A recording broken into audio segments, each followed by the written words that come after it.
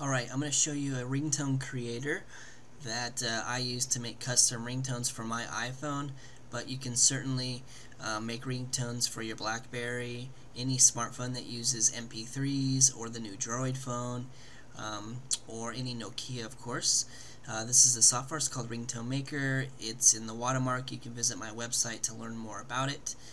This will allow you to create ringtones from existing MP3s on your computer, or if you know how to download MP4s or FLVs. So there's a lot of different ways, and if you go to my website, I'll show you different ways. But for today, I'm going to show you how to do it with an MP3, which I actually have on my computer already. As you open the MP3, it's going to build a graph here in the middle, and this is what the MP3 would look like as a graph. And below this graph are these little scroll bars, and notice it begins to turn green.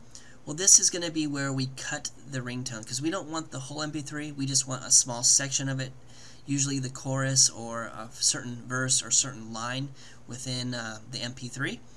And you can scroll to the end of your graph, which is the audio, and we can cut. This is our end point of the ringtone. So we're going to bring these together, and there we go.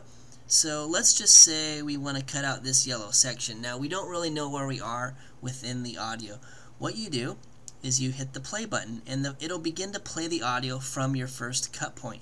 That way you can fine-tune exactly where you want to cut and create this ringtone. So by hitting play, it'll begin to turn red, and that means it's playing, and I actually have it muted so it doesn't bother us. But you have a volume control right here, and you can turn that up and to whatever you want. But that's how you would fine-tune your cut points. So let's just say that's exactly where we would want to be. What you would do is go down here to the file name, and we're going to name this. And we'll just call this a test ringtone since we're just doing a demo video. And once you've named it, that's what's going to show up on your cell phone. And that's also what it's going to name the file. So we called this test ringtone, and I have an iPhone, so I'm just going to click iPhone.